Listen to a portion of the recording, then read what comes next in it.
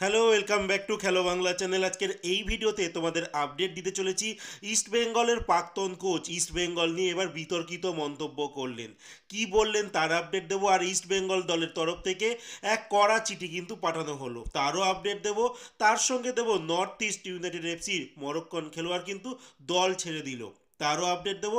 আর east Bengal এবার কিন্তু মোহামেডান স্পোর্টিংয়ের একজন খেলোয়াড়ের সঙ্গে কথাবার্তা স্টার্ট করলো। সমস্ত খবর এক এক করে বলবো। তার আগে প্রতিদিনের মতো বলবো, খেলার আপডেট খবর পাওয়ার জন্য আমাদের চ্যানেলটিকে সাবস্ক্রাইব করতে একদম ভুলো না। তো চলো শুরু করা যাক আজকের প্রথম খবর। আজকে প্রথম খবরটি বলছি দল বদলের আপডেট নিয়ে, যেখানে নর্থ ইস্ট ইউনাইটেড এফসির একজন মরক্কান ডিফেন্সিভ মিডফিল্ডার খেলোয়াড় যার নাম হামজা রেগারুই, যেই খেলোয়াড়টির সঙ্গে এবছর মানে কারেন্ট যে বছরটা মে মাসে শেষ হতে চলেছে সেইখানেই কিন্তু তার সঙ্গে কন্ট্রাক্ট শেষ হয়ে যাচ্ছে।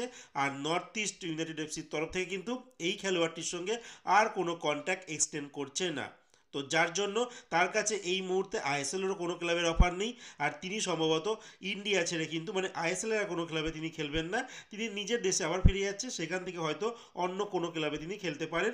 আর তার যদি এই বছরের লাস্ট স্ট্যাট বলে দিই, সেখানে অ্যাজ এ ডিফেন্সিভ মিডফিল্ডার হিসেবে তিনি কিন্তু আইএসএলে একটি মাত্র গোল করেছেন, আর সুপার কাপে একখানা মাত্র গোল করেছেন।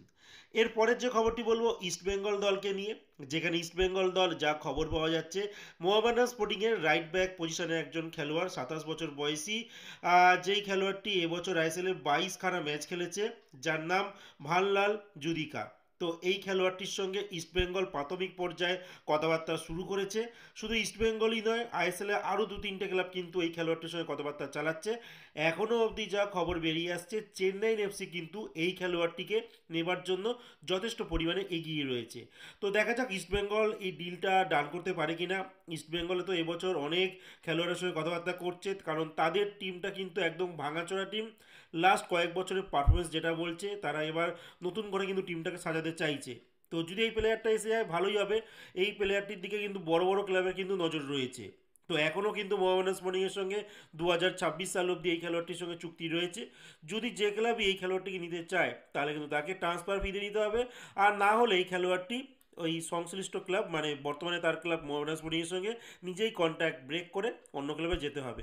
সেইটার সম্ভাবনাটাই বেশি, কারণ এই মুহূর্তে মোহামেডান স্পোর্টিং কোনো খেলোয়াড়দের ঠিকঠাক স্যালারি দিতে পারছে না। এরপরে যে খবরটি বলবো, ইস্টবেঙ্গলের প্রাক্তন কোচ কার্লোস কুয়াদ্রাদ তিনি একটা বিতর্কিত মন্তব্য করলেন ইস্টবেঙ্গল নিয়ে। একটি পত্রিকায় তিনি সাক্ষাৎকার দিতে গিয়েছিলেন, আর সেখানে গিয়ে তিনি জানিয়েছেন পরপর 4টি হার মরশুমে যেভাবে শুরু হয়েছিল সেভাবেই শেষ হয়েছে। দুর্ভাগ্যবশত আমি চলে যাওয়ার পরও ক্লাব ভালো ফলাফল পায়নি। খারাপ লাগছে যে ইস্টবেঙ্গল আমাদের প্রথম মরশুমে যে উন্নতি দেখিয়েছে তা ধরে রাখতে পারেনি। মরশুমের শুরুতে পর পর হারের পর কোচ বদল হলেও রেজাল্টের কিন্তু কোনো উন্নতি হয়নি। সেই প্রসঙ্গে বলতে গিয়ে প্রাক্তন ইস্টবেঙ্গলের কোচ কার্লোস এই কথা জানিয়েছেন, আমাদের দ্বিতীয় বছরের প্রত্যাশা অনেক বেশি ছিল এবং যখন খারাপ ফলাফল ধারা শুরু হয় তখন কিছু সমর্থকদের দোষারোপের জন্য কাউকে খুঁজতে থাকে। ম্যানেজমেন্ট আমার উপর আস্থা রেখেছিল, কিন্তু বড় ক্লাবগুলিতে ধৈর্য থাকে না বেশিক্ষণ।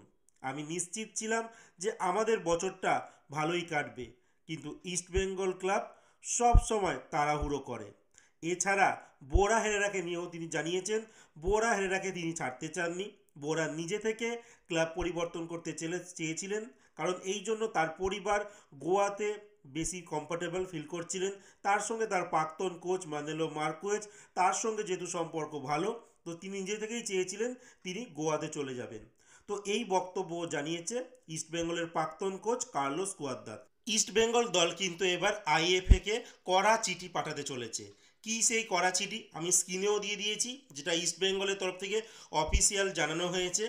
বিষয়টা হচ্ছে এটা কন্যাশ্রী কাপে লাস্ট ডে শ্রীভূমির সঙ্গে সুরুচি সঙ্গের যে বাকি খেলাটা বাকি ছিল, মানে প্রথম দিন বৃষ্টির জন্য খেলাটা বন্ধ হয়ে গিয়েছিল, তারপরে আবার রিস্টার্ট করা হয় পরের দিনকে। তো সেই খেলায় কিন্তু শ্রীভূমি 2-1 গোলে কিন্তু সুরুচি সঙ্গকে হারিয়ে দেয়। আর শ্রীভূমি স্পোর্টিং ক্লাব কিন্তু ইস্টবেঙ্গলের সঙ্গে কন্যাশ্রী কাপের ফাইনাল খেলতে চলছে। আর এর মধ্যেই কিন্তু এই ফাইনাল ম্যাচটা হওয়ার কথা আছে এর সামনেই মে মাসের মধ্যেই। কিন্তু ইস্টবেঙ্গল তরফ থেকে যা জানানো হয়েছে, ইস্টবেঙ্গল জুন মাসের প্রথম সপ্তাহ মধ্যে কিন্তু কোনো ম্যাচ খেলতে পারবে না, তারপরেই তারা ম্যাচ খেলতে পারবে। আর আগামী মরশুম থেকে কন্যাশ্রী কাপে ইস্টবেঙ্গলের আগে থেকে জানিয়ে দিতে হবে ফাইনাল ম্যাচ কোথায় খেলা হবে আর কোন তারিখে খেলা হবে, না হলে কিন্তু তারা এই টুর্নামেন্ট খেলবে না। মানে এটা কড়া ভাষায় কিন্তু আইএফএকে ইস্টবেঙ্গল চিঠি পাঠিয়েছে। এবার দেখা যাক ইস্টবেঙ্গল আলটিমেট কি করে, কারণ আইএফএ তরফ থেকে কিন্তু ডেট ঘোষণা করে দিয়েছে ফাইনাল ম্যাচের কন্যাশ্রী কাপের। এবার ইস্টবেঙ্গল কি করে। তো আজকের মতো খেলার খবর এতটুকুই। ভালো থেকো, সুস্থ থেকো, দেখা হচ্ছে নতুন আরেকটি ভিডিওতে।